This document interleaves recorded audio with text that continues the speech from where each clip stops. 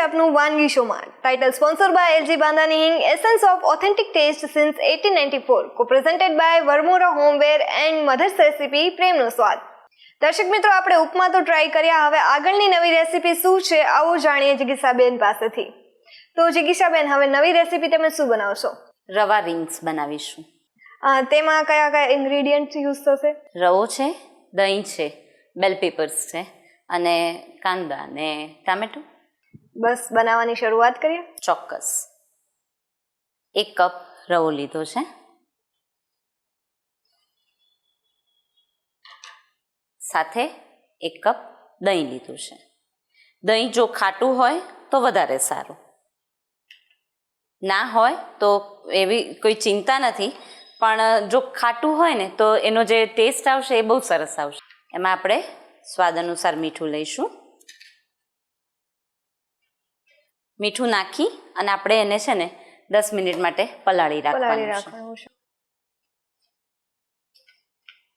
આ પણ છે ને ઇન્સ્ટન્ટ વાનગી જ કહી શકાય, કારણ કે ઘરમાં ગેસ્ટ આવ્યા છે, તમે પાણી આપ્યું, હવે કંઈક નવું ખવડાવવું છે, ગરમ ગરમ ખવડાવવું છે, તો તરત જ પલાળીને 10 મિનિટ એમની સાથે વાતો કરો, ત્યાં સુધીમાં પલળી જશે અને તમારી વાનગીની શરૂઆત બી થઈ જશે. તમે જોઈ શકો છો થોડું હજી આ કઠણ લાગે છે, એટલે આપણે પાણી એડ કરીશું. પાણી થોડું થોડું જ એડ કરવાનું છે, કારણ કે રવો છે એટલે પાણી સોક કરશે, એટલે થોડું થોડું ઉમેરતા જઈ અને બેટર બનાવવાનું છે આપણે. એટલે એકદમ થીક નથી રાખવાનું બેટર, થોડું પતલું કરવાનું છે. આપણે ઉત્તપમમાં જે રીતે બનાવતા હોઈએ ને એવું. સરસ મિક્સ થઈ ગયું છે, બરાબર. હવે આપણે એને કવર કરીને રહેવા દઈશું, ત્યાં સુધી આપણે જે બેલ પેપર્સ છે એને સમારી લઈશું. બેલ પેપર્સની રિંગ બનાવવાની છે આપણે, એટલે આપણે એની સ્લાઇસીસ થોડી જાડી કરીશું. આ વસ્તુ ખાસ ધ્યાન રાખવાની છે કે એની જે સ્લાઇસીસ આપણે કરીએ ને એ થોડી જાડી કરવાની, જેથી કરીને બેટર જે આપણે અંદર મૂકીશું એને એક પ્રોપર વોલ મળી રહે.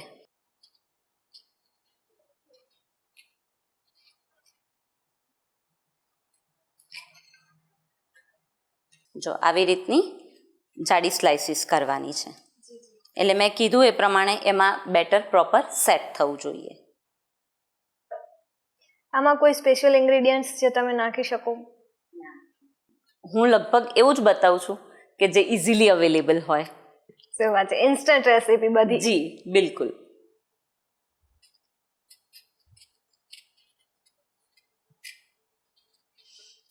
ઘણી વખત છે ને મહેમાન આવે ને એટલે આપણને સૌથી પહેલા એમ યાદ આવે ભજીયા બનાવી દઈએ, બરાબર. પણ ભજીયાને બદલે આવું કંઈક નવું બનાવીશું ને તો મહેમાનને બી ગમે અને આપણને બી કંઈક નવું કર્યાનો સંતોષ થાય. એ તો છે જ, ગુજરાતીઓના ઘરે ગમે ત્યારે પણ કોઈ પણ આવે તો એમાં સૌથી પહેલો જે ઓપ્શન ગુજરાતીઓ જોડે હોય તે છે ભજીયા. ભજીયા. કોઈ પણ મહેમાન આવે, ચલો ભજીયા બનાવીએ. પછી તમે બટાકાના બનાવો કે પનીરના બનાવો, પણ પહેલું નામ તો ભજીયાનું જ આવે. સેમ આમાં પણ એ જ રીતે મેં કહ્યું એમ થોડી જાડી સ્લાઇસીસ કરવાની.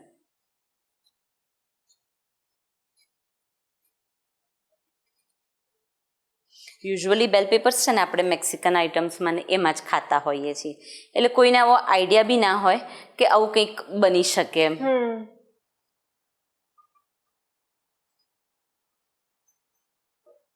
મતલબ કે વિદેશી શાકભાજીઓનો ગુજરાતી ટચ. યસ, એકદમ સાચું. આપણે ગુજરાતીઓ છે ને કોઈને બી બહુ ઝડપથી અપનાવી લેતા હોઈએ છીએ.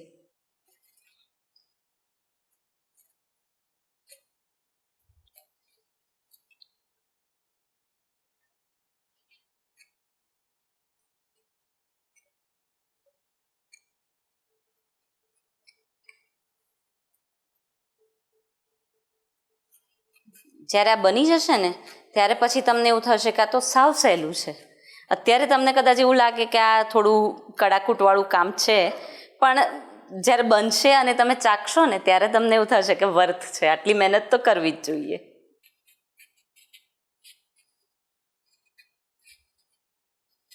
રીતે આપણી રિંગ્સ તૈયાર છે, બરાબર.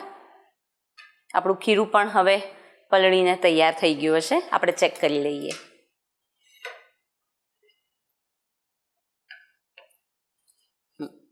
મેં કહ્યું હતું એ પ્રમાણે રવો છે, પાણી સોક કરી લીધું છે, એટલે આપણે ફરીથી થોડું પાણી એડ કરીશું.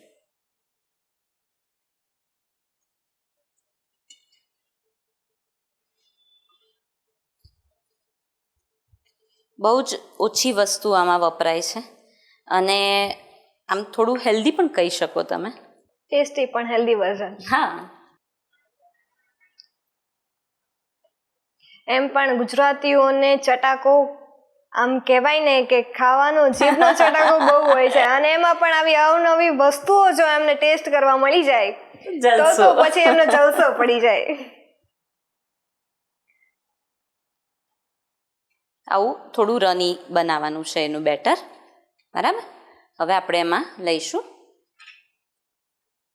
અડધું નાનો ટામેટું ઝીણું સમારેલું છે એ લઈએ છીએ. કાંદો નાનો સમારેલો ઝીણું. આને ઓલવેઝ ચોપ જ કરવાનો, સ્લાઇસીસ નહીં કરવાની, નહીં તો પછી ચાવવામાં તમને થોડું તકલીફ લાગશે. એ સાથે આપણે મધર્સ રેસિપીની પેસ્ટ યુઝ કરીએ છીએ. મધર્સ રેસિપીની આ પેસ્ટ આપણે એડ કરીએ એટલે એવું જ લાગે કે ઘરે મમ્મીએ આપણા હાથેથી બનાવેલી જે પેસ્ટ કરીને અંદર નાખી હોય ને એવો જ સ્વાદ આવે. 100%. આપણું બેટર તૈયાર છે. હવે આપણે ગેસ ઓન કરી દઈશું. ઓઇલ લઈ લઈશું.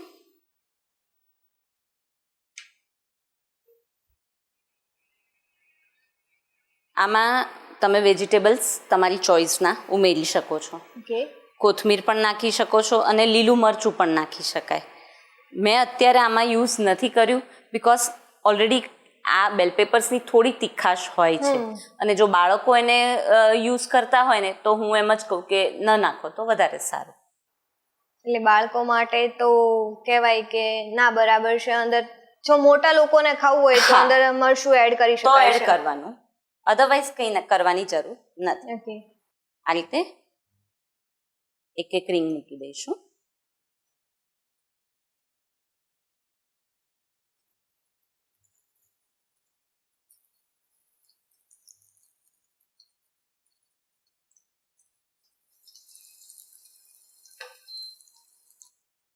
હવે એની અંદર આપણે બેટર મૂકી દઈશું. જોવામાં તો ખૂબ જ સારું એવું લાગી રહ્યું છે. બનીને સામે આવે પછી ટેસ્ટ કરીને જણાવું કે કેવું બન્યું છે.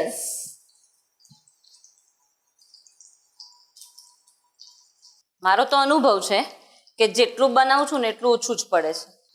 અરે શું વાત છે, મતલબ તમારા હાથમાં જાદુ છે.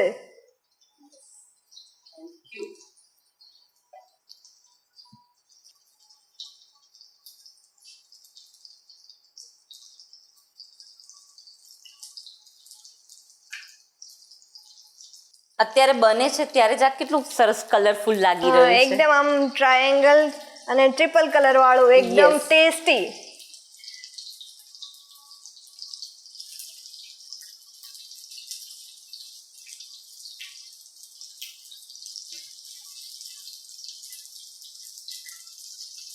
તો જિગીસાબેન, આ રવા રીંગને તમે બીજી કઈ રીતે બનાવીને સર્વ કરી શકો?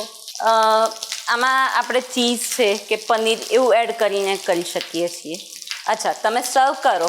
આમ તો આની સાથે કોઈ જ વસ્તુની જરૂર નથી પડતી, પણ ઇફ ઇન કેસ તમે સર્વ કરો ને ત્યારે ઉપરથી ચટણી, સેવ એવી રીતે તમે ચાટના રૂપે બી સર્વ કરી શકો છો. મતલબ આને ચટણીથી ગાર્નિશ બી કરી શકો છો તમે. સુગંધ સરસ આવી રહી છે. Thank you. જો આ રીતે આપણે એને ટર્ન કરી લેવાનું છે. તમે જોઈ શકો છો કેવું સરસ ક્રિસ્પી થઈ ગયું છે.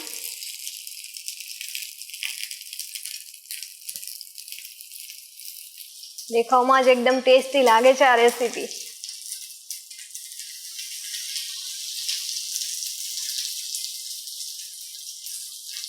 આવી જ રીતે એને બીજી બાજુથી પણ થવા દેવાનું છે. તમે જોઈ શકો છો બીજી બાજુ પણ એકદમ ક્રિસ્પી થઈ ગયા છે. બરાબર, હવે આપણે એને સર્વિંગ પ્લેટમાં લઈ લઈશું.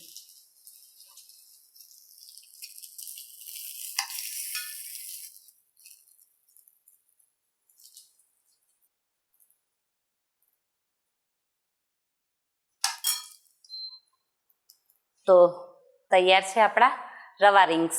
આને કોઈ જ ચટણી કે કોઈ જ કેચઅપની જરૂર નથી. તમે અત્યાર સુધી રવાની ઘણી બધી વાનગીઓ ટ્રાય કરીને જોઈ હશે, પણ હવે તમે ટ્રાય કરીને જુઓ આ કલરફુલ રવા રિંગ. તો દર્શક મિત્રો, જિગીસા બેને તો આપણને બે મસ્ત રેસીપી શીખવાડી છે. જો તમે પણ વાનગીના રસોડે આવવા માંગતા હોય અને આવી જ અવનવી વાનગી બનાવવા માંગતા હોય તો નીચે સ્ક્રીન ઉપર આપેલા નંબર ઉપર તમારી વાનગીની રેસીપી અમને મોકલી આપો. આવી જ અવનવી વાનગી જોવા માટે જોતા રહો વાનગી શો. ત્યાં સુધી મને રજા આપો. ફરી મળીશું એક નવી વાનગી સાથે. Title sponsor by LG Bandhani Hing, essence of authentic taste since 1894, co-presented by Varmora homeware and mother's recipe, પ્રેમનો સ્વાદ. રવા રિંગ્સની સામગ્રી: 1 કપ રવો, 1 કપ દહીં, 1 નાની ડુંગળી ઝીણી સમારેલી, 1 નાનું ટામેટું ઝીણું સમારેલું, 1 green capsicum, 1 red capsicum, 1 yellow capsicum.